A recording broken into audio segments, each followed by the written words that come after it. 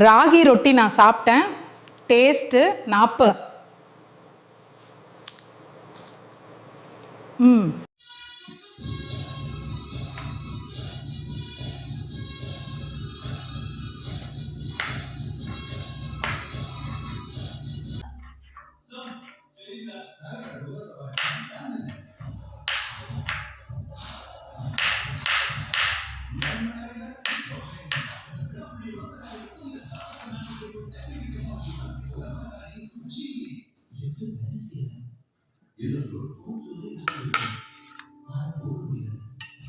ராகி மாவு, வெங்காயம், பச்சை மிளகாய் நைஸாக வெட்டி போட்டிருக்கேன். கருவேப்பிலை நைஸாக வெட்டி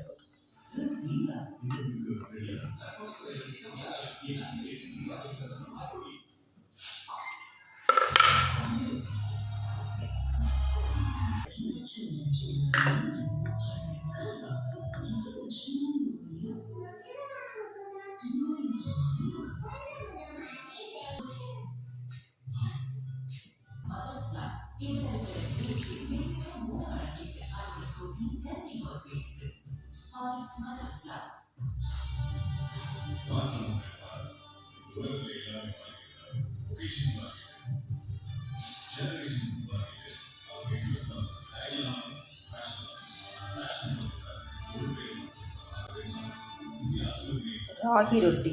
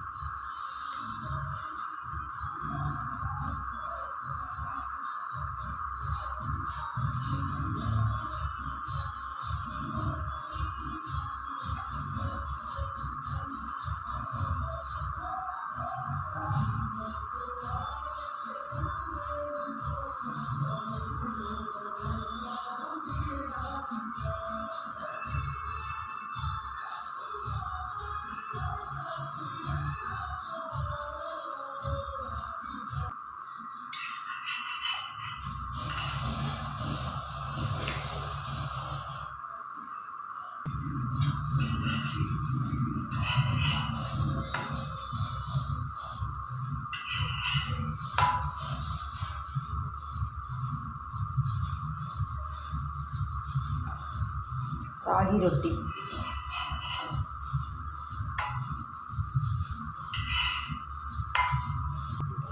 பருப்பு நேற்று சாம்பாருங்க நல்லா சுண்ட வச்சுருக்கிறேன். நாளைக்கு சாப்பாட்டில் போட்டு சாப்பிட்டா அவ்வளோ டேஸ்ட்டாக.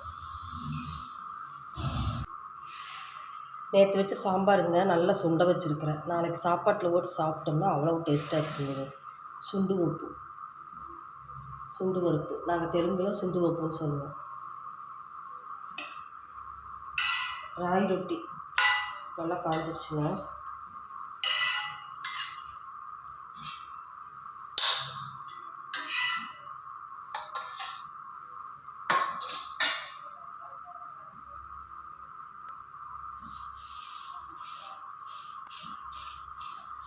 கையில் தாங்க அமுத்தி போடணும், தட்டி தட்டி போடணும். இந்த பருப்பு நீங்களும் செஞ்சு பாருங்கள். இப்போ மிச்சமாயிடுச்சுன்னா நம்ம தூக்கி எறிகிறது. நல்லா சுண்டு போடணுங்க.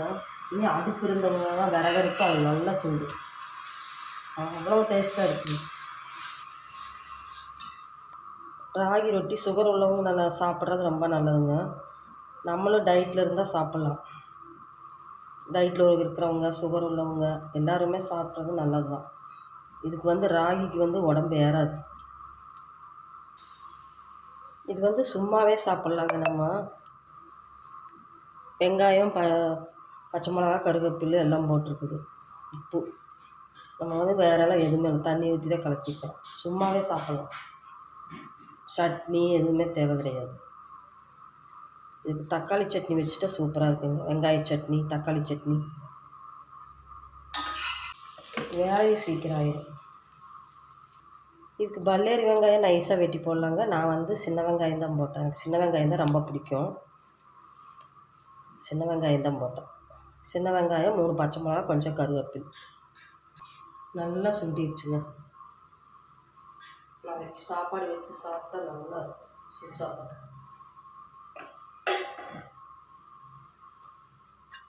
அடுப்பு ஆஃப் பண்ணிட்டாங்க.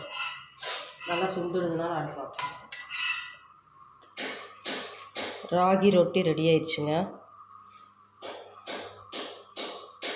வாங்க நீங்களும் சாப்பிடலாம். ராகி ரொட்டி ரெடி.